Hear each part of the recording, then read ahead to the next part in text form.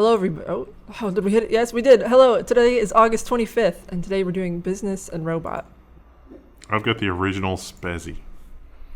Yeah, we skipped the orange. That'll be a good feedback point because the people that like the orange soda reviews will have missed one yesterday. Ooh.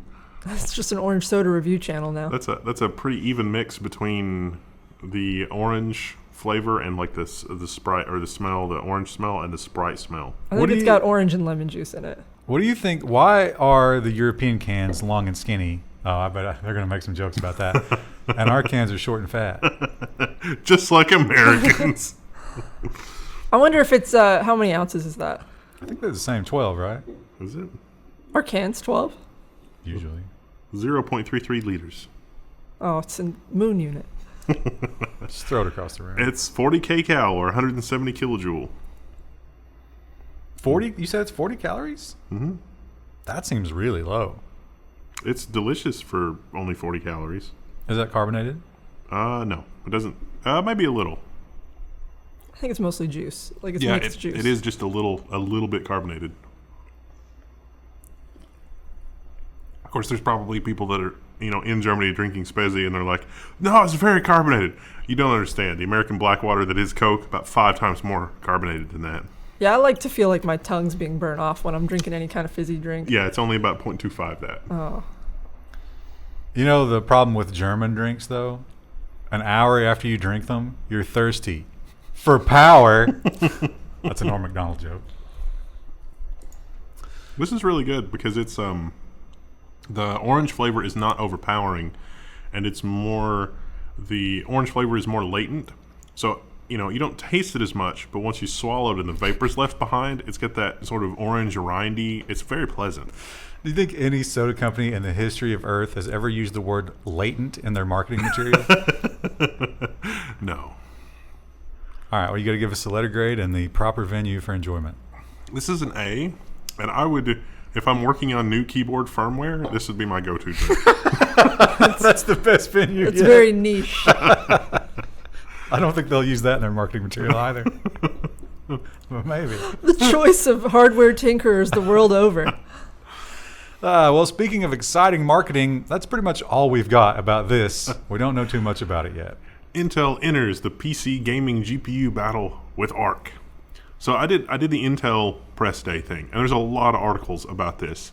And it was 2 hours of just the most amazing technological spray from Intel ever. New packaging technology and new GPU stuff, and new packaging technology is going to drive new GPU stuff. But wait, we're also applying the new packaging stuff to our CPUs as well. Yeah, they want to go ahead, and I've done this before in sort of a kind of a low performance method, but now they want to put good cores and efficient cores together in harmony. Intel previews its Alder Lake chip that promises hybrid CPUs for desktops and laptops. So they're kind of doing what Apple already did. They're going to have big cores that take up a lot of silicon real estate, and smaller cores that use way less power and don't take up nearly as much silicon real estate, and they're going to balance stuff between them. But wait, you say, Windows can't even handle the 64-core monster that is Threadripper. How is it going to handle that? Because that seems like an even more complicated scheduling thing. Well, Intel actually had a demo in that. They called it the Thread Director. And Thread Director is going to handle all of that stuff. So they apparently work with Microsoft to deal with this. It'll be interesting to see how this shakes out. But I've never seen Intel launch so many new technologies in parallel. It's going to be amazing or not. Gosh, I sure hope that Thread Director doesn't turn out to have a major flaw that lets people hijack those threads and see things they're not supposed to see. One can only hope. Especially in a cloud environment. There wasn't enough actual meat and potatoes technical details about how they're doing the new microarchitecture with Alder Lake. They said that's coming. It's just going to be better. Accept it. Stop asking questions. Yeah. And you know who would love if people would stop asking questions? Nvidia. Because we've been seeing headline after headline where it's like, the people of the UK, they're not sure about this whole ARM acquisition thing. Nvidia has maintained the entire time. I was like, nah, 18 months. Don't worry about it. We got it in 18 months. Don't worry. But now the reality may have finally breached. Nvidia admits the acquisition of the British chip designer ARM may actually take longer than 18 months.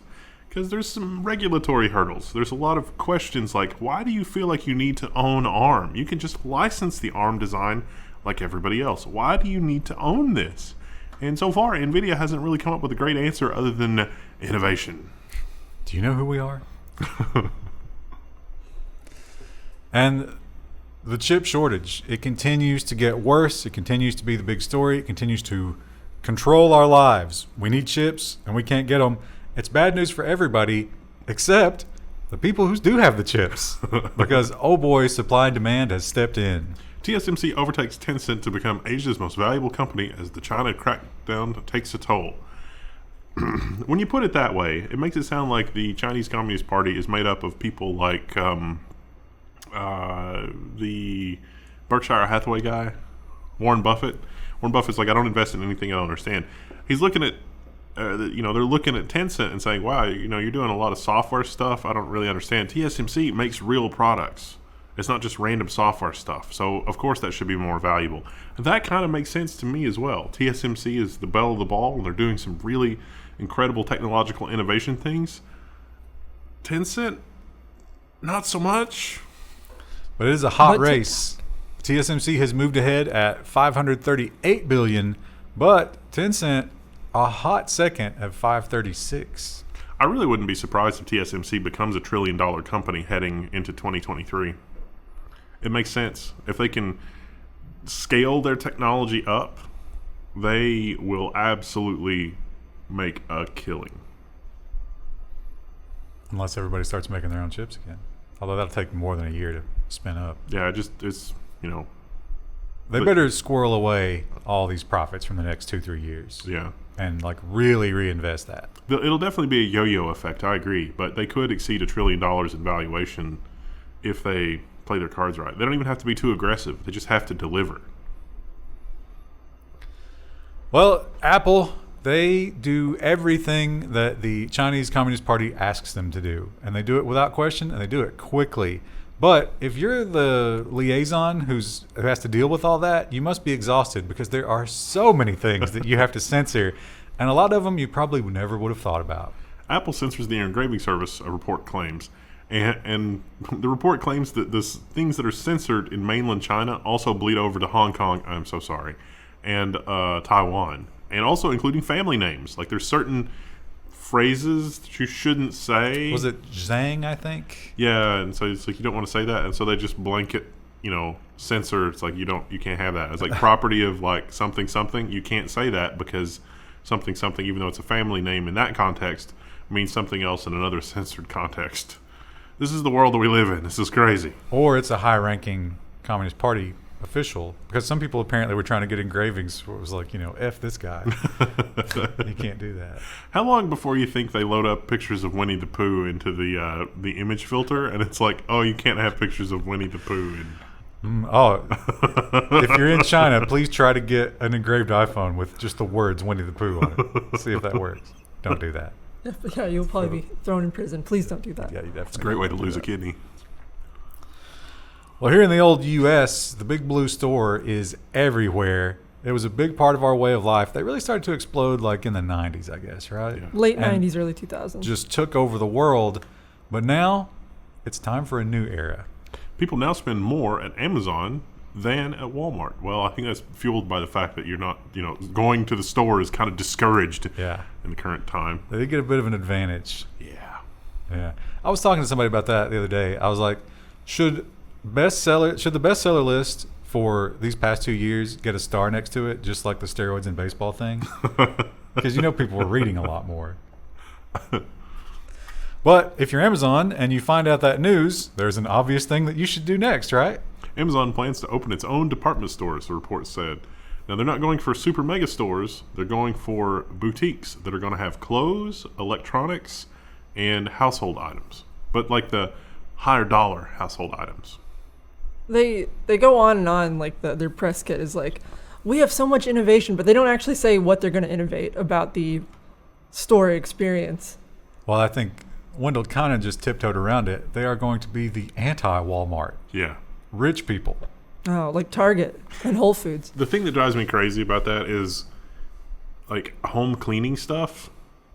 It's still, like, the best to just buy, like, the standard issue, like, mop and broom and that kind of stuff from, like, the dollar store or, you know, just the basic models. Because I've noticed Walmart sometimes, they don't carry anything. They carry, like, garbage tier mops that are like, look, it bends and does this weird thing so you don't have to wring it out. And it's like, this is a terrible mop as far as mops go. I just need some cotton rags at the end of a stick. Yeah, Like, yeah. And I've noticed that, like, Best Buy has, like, look at all these designer vacuum cleaners and, like, the designer mops and crap like that. I was like, no, this is not. they're selling you the idea of opulence. It's not, yeah. It's like, Opulence while cleaning. I need a mop like Stanley had in the UHF movie. That is the best kind of mop that you can get, period.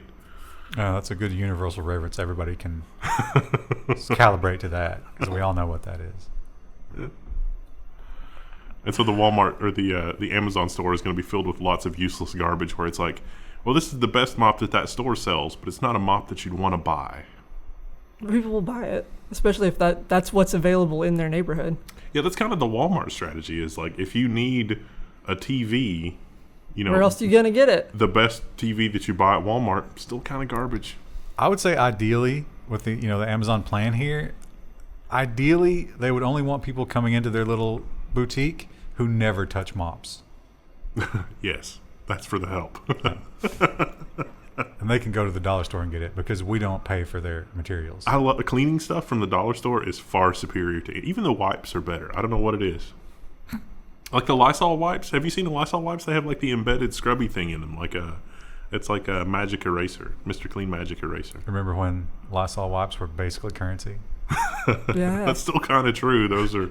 I don't know if you've noticed, but we've had shortages of things again lately. Yeah. You know what? I'm going through my backlog of off-brand wipes because I hoarded for a little while. I mean, I didn't buy them all at once. Just every week, I would You buy get more one, than I yeah. needed. Yeah, and the packaging on those things is awful. They did not know how to do packaging when they switched over all the dyes. I went to Tractor Supply recently, and they had a bin that was just lots of things of hand sanitizer, and they were giving it away for free because they were like, we ordered too much, we can't get rid of it, please just take one. I did, but Just one. I just took one. Oh. We've still got some from last year that we haven't used, so How much do you drink a week? I drink at least a shot a day, but Just to wake up, right? Or hair the dog. I had one of those off-brand cleaning wipes in my basement, and it imploded. Like, I guess because whenever it was made, the air pressure was a lot higher or whatever, but the packaging was so cheap and crappy that it was just. No, there's probably a chemical reaction going on in there that they didn't plan for. anticipate. They quickly switched over. Yeah. And they're like, we can't get this chemical. We can get this other one. Just sell this. This is a roll of toilet paper that's been soaked in a chemical. They'll never know. Well, I'm noticing. Yeah. You know what else people are noticing? And we all knew this was coming. Because when has Microsoft rolled out a new operating system and we didn't get something like this? It's a level of BS that's just intolerable. They have to do it. It's like the scorpion and the frog. This is their nature. They cannot stop themselves. Microsoft is making it harder to switch the default browser in Windows 11. Competitors are not happy. You got to ask yourself if you're Microsoft is like, is this what the consumer wants? Do you really think the person who's using the computer wants to jump through all these hoops to It's change not the about browser? what the consumer wants. It's about what gets Microsoft more money. So instead of just switching default browser, which it's obvious what you want to do there, no, instead now you must go through and change each file extension. Most people, well, not most people, but some people aren't even going to understand what that means. Yeah. Okay, here's a question for you. Engagement challenge, but also for you too. What percentage of the World Wide Web user base understands that they're using the hypertext transport protocol? Less than 3%. No, I'd say more than that, but less than 10, right? Yeah. It's a small number. So now you got this. Disgusting. I remember when I first started learning HTML when I was a teenager, my mom was like, what does that stand for again? And I would tell her every time. She was like, what? What? You really blow her mind. Tell her what PHP stands for. She doesn't try to keep up with any of that now. She's just like, oh, she works with computers, but she doesn't understand the exact nuance. Well, the chip shortage continues to rage on, and some Maybe companies... it's getting worse. Well, I don't know if it's getting worse. I think what happened here is Toyota, they were not the grasshopper. They were the ant. and they had carefully stockpiled everything they needed. But after a year, even the biggest stockpiles run out. Chip shortage. Toyota to cut global production by 40%. We just can't get enough chips, they say. Okay. I know some people around here who are slightly concerned about this. Man, those used car prices. Oh boy. Yeah. God. If somebody offers me $70,000 for the Corvette, can I turn that down? Because it might get there. I'd say that you could probably do that now with a private buyer. Easy. Yeah, if you wanted to go through a private buyer. But is it not just you who are always like, oh, but money's not important right now, though it would help you fix your basement. Well, right, you would turn it around into something. Yeah, you're selling into inflation, which is not great. Not always the best idea. Oh, and the inflation is real. It's very, very real. God, those beef prices. It's higher than what they're saying, too, beef I is think. Definitely the canary. I had a $25 steak the other day, and it was terrible. You gotta start switching over to non-meat options, so that way you know how to cook without it. That's communism, Krista, and I won't hear of it. The whole time I was eating it, it was like, this is $25. That was horse for sure. Yeah. It's just... Well, this was underwhelming. I threw this in because I love to throw in a design story, give Krista something to showcase. It's not really even a design story, though. It's just kind of a... Yeah, not much details. Microsoft teases Windows 11 update to MS Paint. What's the update? No one knows. There's a tweet. There's always a tweet. They gave us an 18-second video, but this article points out that 10 of those seconds is intro and outro. Oh, there's music. We don't care about any of that. And yeah, just wasting our time. Okay, all right. Well, dark mode. Dark mode. There's a new look. Yeah, okay. It seems somewhat similar. Some new brushes. And okay. And kill it with fire. And we're done. I pretty much only use Paint to like crop things quickly. What's the magical one? Krita? Krita is the open source. Yeah. That's like, it's kind of like, it's more like Photoshop. It's got a lot more tools than Paint does. It's so good. But see, I would take that further, Krista. I would say that I only use Paint to quickly crop things on someone else's computer. Yeah. Because they don't have anything installed to deal with. But like, if I just need to crop a meme or something, I don't care enough to fire up Photoshop for that. You know what else my dad, he's a photographer, and it drives me crazy, and I can't talk him out of it. But he's the biggest sucker for those stupid, like, turn yourself into a cartoon app. Oh, yeah. My mom also But he doesn't even have a phone. He's getting these from the Windows store. Oh, no. And, oh, my God, it's a disaster. But I can't stop him. Does he put them on his Facebook page, too? Is that his profile photo? He loves to go take a picture and then, like, run it through those filters. He loves that. You know, you got to get him an iPhone, right? Because, like, I follow Bruce Campbell, you know, from Army of Darkness, and he's super into that, and it's a level of ridiculous that's just insane. Yeah, well, the smartphone is currently, we're easing into that. I was going to say, does he have a smartphone? No, and they hate the idea. I gave him one of my old phones, and I was like, look, just use this on the Wi-Fi. I got Spotify on here. You know, you can do stuff. Just run it over the internet. You don't need the card in it. And no, they weren't interested.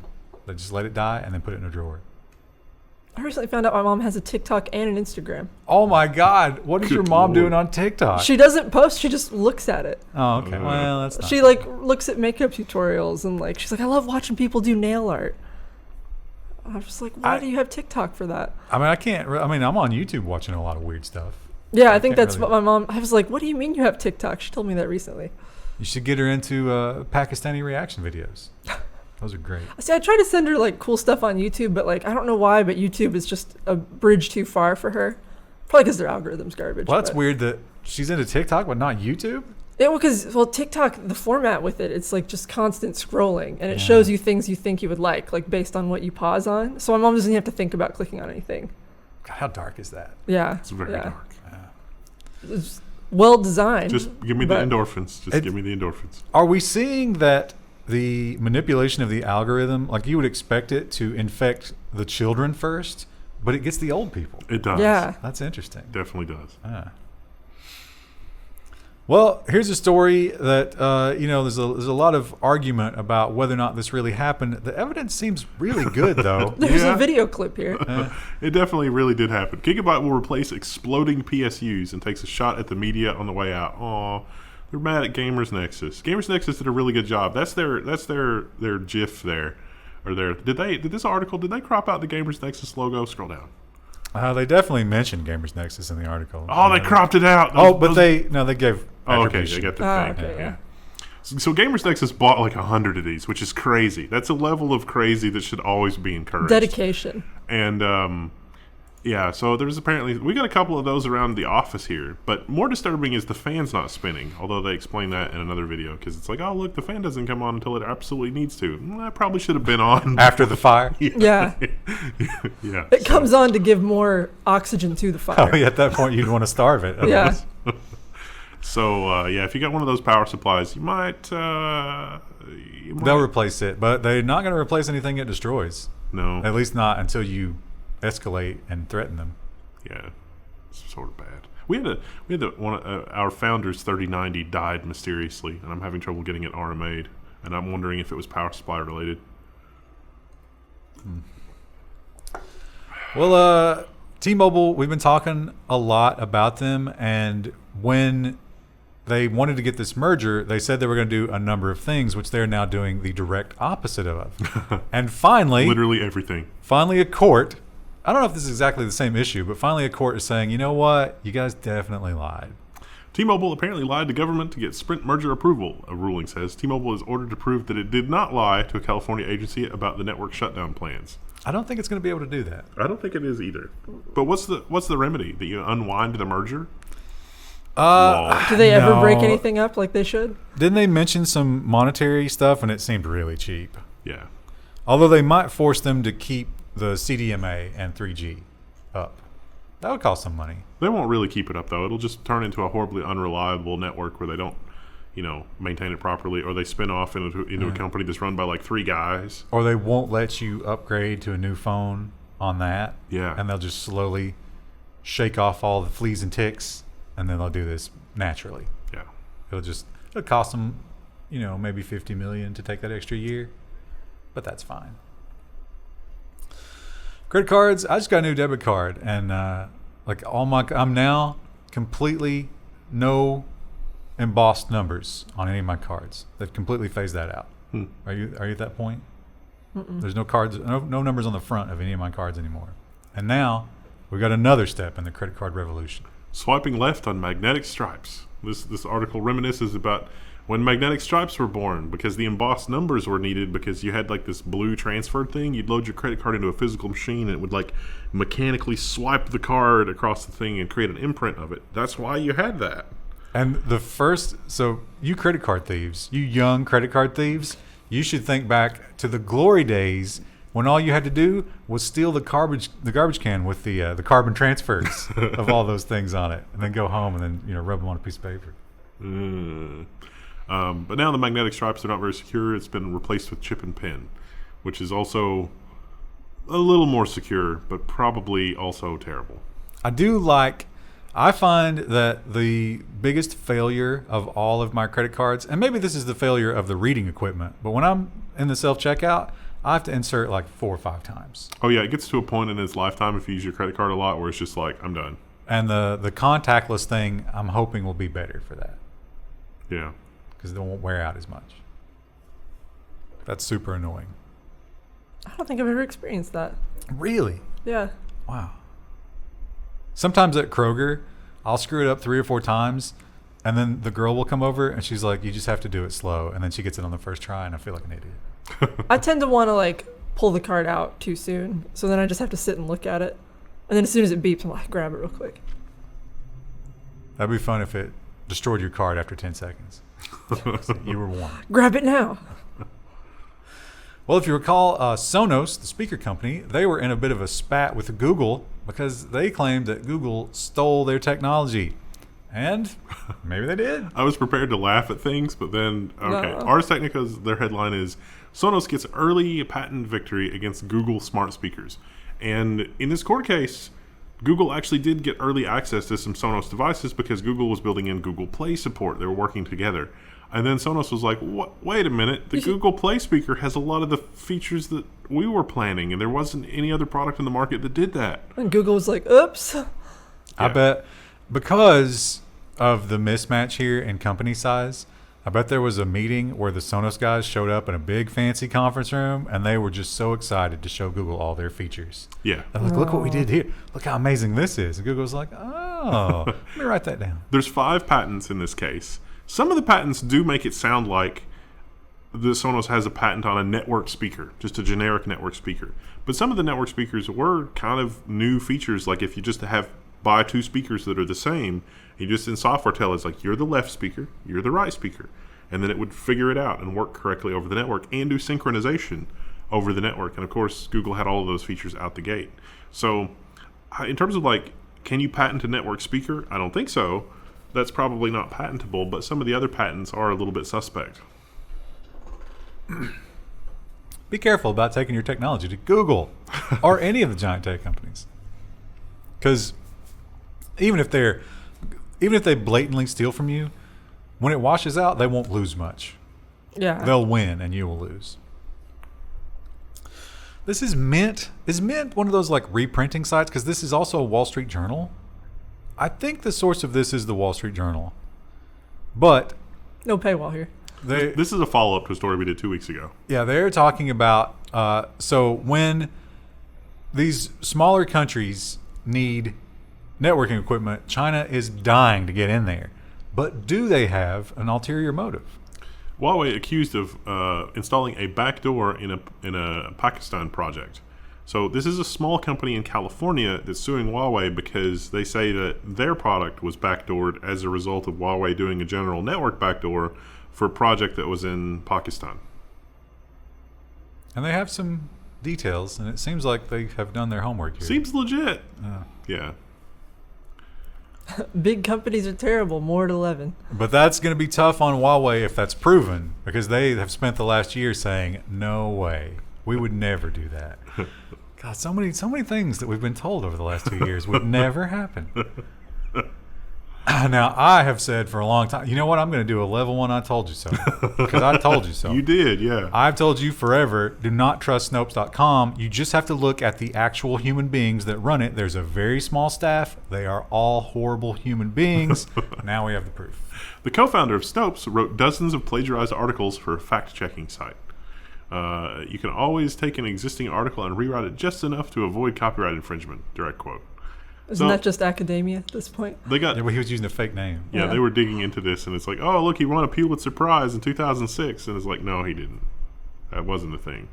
Not even a real person. Yeah, completely fake. It was like that. Remember the Chinese fake guy from last week? Yeah. Or it was the Austrian doctor that they created. Didn't exist. Similar type of thing here. But it won't stop people from going there because they perpetuate the narrative that people like these days. That's how you get good at being a fact-checking site, not checking facts. I don't know if I trust any fact-checking site anymore. Yeah, you have to get the two sides. Have you noticed Twitter's got this thing, like it'll show up in the featured like trending bar, and it's like experts say X about random thing, but it never identifies who the experts are. Right, yeah. Oh, that's a big thing that they use during the pandemic. It's always experts and But I see it about scientists. anything, like, and I'm like, why don't they ever tell who it is? Are these just ads? These are just ads. We were just thinking you've already had that. Yeah, we were asking about that earlier. There's several versions of sparkling ice. But mango, I think you've had. Oh, this is orange mango. See, there was two in the fridge, and I couldn't remember if I had the orange mango or if I had the other one. What's the other one? It was like orange something in the can. No, you definitely had a bottle. Okay. So this might not be new material, but that's fine because we need to save some for the bracket. Well, home buying. That seems to just be getting worse and worse. The inventory seems to be dropping and the prices seem to be skyrocketing. Way up. Why? What could be behind this? Zillow and other tech firms are in a quote-unquote arms race to buy up American homes. iBuyers are gearing up to grow massively. So these companies are interested in not only capturing all of the real estate commissions, because, oh boy, realtors enjoy a pretty substantial commission, but because they're also cornering the market and controlling the supply of houses, they're also able to drive up the prices. The sort old of the 1-2 punch. The old De Beers strategy. If you've ever bought an engagement ring or other diamonds, you've been a victim of the same kind of thing. We can make diamonds artificially now. They should be dirt cheap. I'm pretty sure too, though. Like, hasn't this already happened in Canada? Shouldn't Canada be warning us about this? Yes, it is. It has already happened. It has been dire for a while in Vancouver. Well, but China also had the Chinese buyers. Yes. That was a big part of their thing. I think theirs is more, maybe not now, but in the early days, theirs was more that. Yeah, it's pretty severely affecting Toronto and Quebec. And rich people in China are trying to get money out. Yeah. So if they can pick up some quick real estate, they'll pay whatever for it. I was gonna say, well, either way, it's just like an external force buying up multiple homes instead of just like, a person buying a house. It's someone buying a house without intention of living in it. Yeah. Or buying it and selling it for 2x markup, because what else are you going to buy? That's what Zillow was doing. I was like, wow. We'll buy 10 houses, but we'll only have one at a time on the market. Plus, talk about insider trading. Isn't this almost like Jeff Bezos figuring out what Amazon Basics products to sell by spying on his sellers?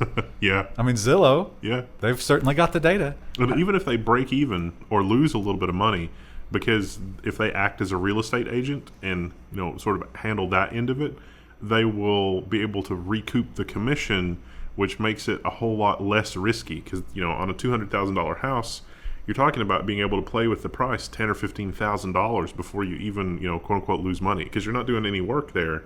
Any of the work that a realtor traditionally would have had to have done is all handled electronically. But I don't think they even are losing money at this point. I mean, maybe in the future, but right now they're getting offers on houses when people haven't even looked at them. Yeah. I'm sure, too, like, everyone's going to comment, $200,000 buy a house here? That's a pretty decent house. Well, it's getting higher now, so it's getting harder to find houses. But yeah, we're cheap cost of living here. But our prices are also going up. And soon no one will be able to buy a house. I bet that Zillow has an AI looking at house data right now and plucking out the juiciest ones for them to buy. But they're not the only ones who are doing really cool things with AI. Samsung has its own AI designed chip, and soon others will too. So this is a tool. What was it? Something.ai, DPS.ai, something. Yeah. Something. Basically, it's, you've got all the design rules, like the floor plan of the silicon. We need to have these registers here and this register's there. And there's all these rules about physically where they're placed in the silicon. And it's a lot of work for somebody to manually place those, then go through a simulation and see how it works, because it takes months to etch the silicon and get it actually physically packaged. The AI can take all of the learnings from everything, roll it up into a package, and you get some surprising results sometimes. Wasn't Intel was doing this for transistor placement, weren't they? Yeah. Yeah. So that's going to be the next big thing. That's a little bit terrifying, though, because that really is an idiocracy world where everything is a black box and we don't really understand it anymore. Yeah, and unless the training data set for the AI is exceptionally good, it's garbage in, garbage out. It's like, oh, we trained it on running Windows. We didn't train it on running Linux. And so you suddenly have a processor that's only Windows compatible, that's not Linux compatible, because the training data set didn't cover a bunch of edge cases. Oops. I don't know if Intel would hate that. Have an exclusive. Linux rules the world everywhere except the desktop. No, they'd still have Linux processors. Oh, market But segmentation. like the Dells that they, OEM, those would be the Windows only ones. Windows only processors at a discount. What a dystopian world. That's easily going to be here in 10 years. Well, if we harken back to 2018, a simpler time. Oh, it was so wonderful. The only things we had to worry about were the space station falling out of the sky. And we had to worry about that because there was this mysterious hole. We never really got a solution. We never figured out exactly what happened. There was a lot of finger pointing. Turns out there still is. Russian space officials try to blame NASA astronaut for the Soyuz air leak in 2018, according to this report. So basically, they said that there was a female astronaut and she had an emotional moment and wanted to come home early. And she had a deep vein thrombosis. Yeah, it wasn't an just emotional emotion. thing. Yeah. That's what the article said. It was emotional. No, it said deep vein Yeah. thrombosis. She had a health issue. Deep vein thrombosis in her neck. And she had no choice but to wait till the next cycle. So they're saying that if she wanted to come home early, maybe They think she sabotaged it. However, there is video footage of the area, and none of the NASA astronauts were around that area. Instead, what they think was caused, it was something before it came up into orbit. That hole was already there. And that they had patched it, but in the docking procedure, the patch fell off. And they were able to patch it again really easily, and no one was ever in danger. But for some reason, they're pointing fingers now. Scary. And also, she was the only woman on the space station. So a lot of people are a little incensed Yeah. that she's the fall guy. Makes sense. So kind of a weird thing to just pull up after, like, after everything that's happened in the last year and a half, we're going to talk about something from 2018. But also, like, the intense physical scrutiny you have to go through to get on a spaceship. Don't you think they'd catch that earlier? Probably, yeah. Was Yeah, she they said it faking looked like someone had messed up with their drill, like they moved. But it's No, like no, I mean the deep vein thrombosis. Well, I mean, you're also not moving regularly in space for months, Yeah, so I mean, that's it's true. likely she developed it after. The blood clots are a big risk in space, aren't they? Yeah. She may be on birth control as well, and that also increases your risk. So. Well, here's another. This is a great headline, and this whole story plays out, or it's like, this is surprising. Oh, they did not expect this. But once again, supply and demand. Yeah. It's a very simple market force, and you cannot destroy it. The gig economy companies are having to spend more than ever to find hosts and drivers. Airbnb earnings report on Thursday said that sales and marketing costs in the second quarter jumped 175% to $315.3 million. But that is so stupid because if you'll recall, when we started talking about the Google ad fraud, Yeah. and people were figuring out, they were like, you know what, we cut our advertising budget 50% and nothing happened. Yeah. And they interviewed these guys and they were like, you know what, I bet right now we could cut it to 1% and nothing would happen. But instead of doing that, they doubled it? I don't understand that at all. Well, and Airbnb hasn't, I mean, like, Airbnb's still popular, but, like, people haven't been traveling. Like, you're going to, no matter how much you advertise, it's not going to make people travel. But that's the right problem. now. The problem they're having is not travelers, it's hosts. They can't get the houses because everybody has taken their house off the market because you can't get any business. It's not worth the headache. I was going to say they took their house off the market either because they're selling it or Yeah. or because they don't want strangers, randos in their house during a pandemic. You know who doesn't Airbnb any of their properties? Zillow. They got to keep that market cost super high. That kind of drives me crazy, so I like to watch tiny house videos. And half the ones anymore are just like, this is an Airbnb. And I'm like, this doesn't tell me anything from a design perspective about like how it's designed. 'Cause it's designed for everybody, so it's designed for no one. I like seeing ones that someone lives in full time, so you can see the cool storage solutions they come up with. Could have been you. Could have been me, You had but the not chance. if I wanted to stay married. My husband said no to a tiny house. Just have separate houses. Nah. I think the other thing too with like Uber is that Uber's business model as like, oh my gosh, we're a giant, multinational megacorp and we're going to make a whole bunch of money is unsustainable. Like they can make a few bucks off of the app and like organizing it and blah blah blah, but the drivers have to ultimately take 80-90% of the income, or the business model's not going to be viable. They're just going to do something else. And that's the other thing. They couldn't get drivers Yeah. because they're not offering them Yeah. that percent. But they are slowly ramping up because with Uber, don't the prices get higher and higher as long as no one takes them? Yeah. So they're averaging way more than they used to in terms of driver payment just because drivers aren't willing to do it. Makes sense. Again, that's a powerful market force and you can't beat it. Some people are learning that, just because you're busy doesn't mean that you're actually accomplishing anything. And it's like, oh, I'm, really doing a lot of work for Uber. And then at the end of the week, it's like, I got paid $5. Well, they're just not going to do it next week. Yeah. Yeah. And I think those the grocery delivery Yeah. subcontractors are learning the same thing. Yeah. Instacart, I signed up for Instacart, and they're like, "Oh, we're going to give you $20 off your first order, but only for the next 5 days." And I ignored it. It's been 4 months now, and every week they send me, they're like, "Please use this $20. We're going to extend it for 1 more week only." Here's this is not really a product or anything. This is just something This is just cool. that Wendell was It's a robot. was excited about. Oh yeah, I put it in the robot section. Raspberry Pi Zero waters your plants and records the growth time lapse. The best part of this is the growth time lapse, No. let's be honest. Now, what's funny is in Ryan's office is literally every single component in this, except for they put an ice maker.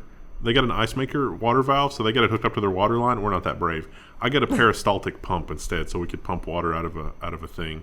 But yeah, this is really awesome. You can build a Raspberry Pi, and I would probably also add a pump to get rid of the aphids.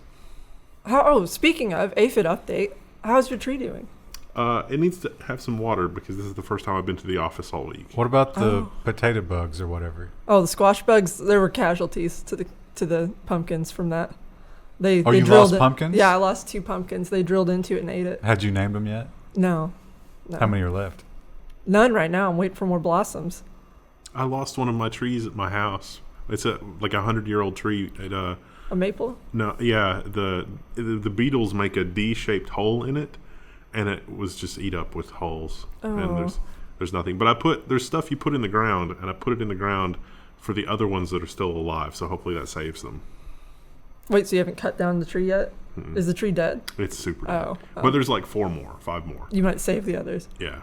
They're not dead yet. They're not doing well, but it's like, oh, the reason they're not doing well is because there's all these D-shaped holes in These the... beetles were drilling into them. Yeah. Yeah, that was what I like cut into my first pumpkin after it came out, and like I didn't think it would be in good shape because you could kind of see like on the skin it didn't look real good, and then you opened it up and it was just full of where you could see where the squash bugs ate at it.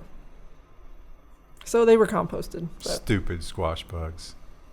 How dare they? I know. I was upset. The guy that I bought the stuff that you put in the roots or you put in the ground near the roots was like, oh yeah, all the maple trees will soon be dead. It's like, oh great, yeah. Oh yeah, then they're just like right next to your house. Don't worry about it. Yeah, it's totally fine. I've only got like 5. There's a bunch of other kinds of trees.